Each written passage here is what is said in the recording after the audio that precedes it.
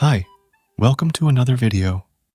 So, I recently covered Project IDX and GitHub Codespaces and how you can configure them to be a great remote-based AI code editor, which obviously Cursor can't even match. But after seeing these options, I thought that maybe we could do even better. So, this time we'll be using LightningAI for the code editor. I think that many of you may know about it from my Stop Using Colab video, and some of you may not. So, I'll just give you a quick recap about it. So, LightningAI is a Colab alternative that gives you access to a studio that is basically a VS Code interface on the web like Codespaces or IDX. But the one thing that is different with this is that it also gives you access to GPUs as well. Yes, so basically, it allows you to add GPUs to your studio, and that should allow you to use LLMs, image generators, and anything you'd want. I had done a video on it in the early days of the channel, so you can check that out as well to understand how it works in depth. Anyway, it has a free tier, and I use that only. Although it has a waitlist, so you'll need to register, and then most probably you'll get access. I don't know why they have it this way. Anyway, there are two reasons that I think it may be better than Codespaces or Project IDX. First, it allows for one free studio with persistent storage. You can use this studio for as long as you want, although you'll need to keep restarting it to make sure you don't trip through the limit. Otherwise, the free credits you get will start getting consumed. You get about 15 credits, which is about 22 hours of free T4 GPU hours. So, you can also use it for machine learning and AI things as well by just adding a GPU to the studio. I would have liked a higher limit, but I mean it's much more reliable than Colab and also has a good interface. So, that's good, I guess. Although I wouldn't recommend paying $50 for the Pro plan because there might be some better alternatives as well. Like, if you only use simple machines, Replit or Codespaces might be better and cheaper as well. So, make sure that you keep that in mind. I only use the free tier. Anyway, let's get started and set it up as well. So, using it is quite simple. You just log in, and you'll see this page.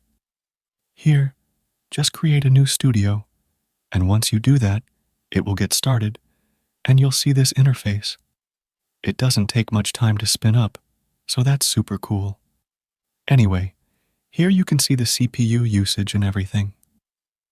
While on the right, you can see the machine type, and if you want, you can change it from here as well. Like you can add a T4 GPU from here and everything. You can also enable or disable auto sleep from here as well. You can also change the Python version, startup scripts, and everything as well. Apart from this, I don't use anything from these options. But I do use two other options, which you can see by clicking this Add option. Here in Serving, you can see the API option, which allows you to access APIs that you may run in the instance to be accessed outside. While the second option is in this Web Apps section, and that's the port viewer. So, here you can just forward an internal port to a URL that you can use. So, that's good as well. Now let's get VS Code configured with all the stuff we want. So, first of all, let's get supermaven configured because that's what I use for auto-completion and stuff. But you can also use continue if you want. Anyway, to do that, just go to Extensions and search for supermaven. Once you see it, just get it installed and configure it, and it should start working for you. Once that's done, autocomplete should be pretty good for you. Apart from this, I also like to use continue as well, just for chat. So, just go to Extensions and get it installed. Once that's done, just go over to the extension and add the provider you want to use. I like using it with Gemini 1.5 Flash. So, once you have got it configured, you can start using it and everything like Inline Assist and everything. So, that's super cool as well. Now, we need the main juice, which is the Cline and Aider setup. So, let's first get started with Cline. Go to Extensions, and now just search for Cline and get it installed as well.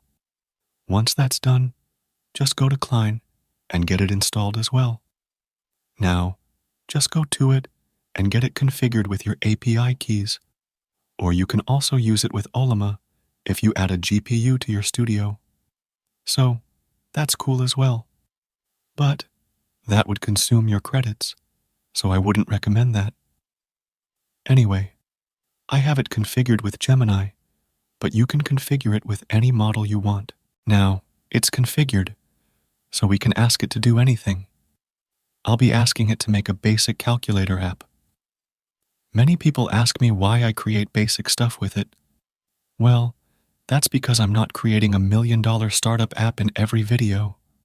I'm just giving a demo of how it works. So, sometimes try to do something for yourselves as well. If you guys want, then comment your idea, and I may create a dedicated video where I'll create an app with this config. Anyway, it's generating it. Okay, it's now done. Now, we can easily view it by installing the live preview, and once you do that, you can just run it with live preview. Then you can just add the port in the live preview, and you'll see a URL to which that port is forwarded. So just open it, and you'll see the stuff. This looks pretty good. So it works well. Now, many people also prefer Aider, and I also use it in conjunction with Cline. So let's get it installed as well. To do that, just open up the terminal. Now, just install it with the pip install Aider chat command. And that's all. It will get installed. You can just export the API key of whatever provider you want to use. Or if you're using it with Ollama, then you can just use it with Ollama as well. I'm using it with Gemini again. So, let's just ask it for a to-do app. It's generating over here. Let's wait a bit. And it's now done. So, this works pretty well. If we preview it, you can see that this looks pretty good. So, that's how you can configure it. Now, I also want to just let you know how you can add a GPU and run a local Ollama and use that as well. So, to do that, just go over here and add the T4 GPU from here as well. Now, just wait a bit, and the GPU will be added to your system. Sometimes it fails as well, so just do it again if it fails. Anyway, once it has been added, you can install whatever you want to add. I'll be using Ollama. So, let's just go to the Ollama site, click on the download button, choose Linux, and copy the command. Now, paste it in your terminal and get it installed. Once that's done, we'll need to select a model as well, which we want to run. I like using the Qwen 2.5 coder model that's about 7B for coding. So, let's just get it installed. To do that, just copy the command and paste it in your terminal. Once done, it will be installed. Just send a message and make sure that it works correctly. Now, you can configure it with anything, like Cline or Aider. To configure it with Cline, just select Ollama here and get it configured with the model. Now, once that's done, you can just use it quite easily.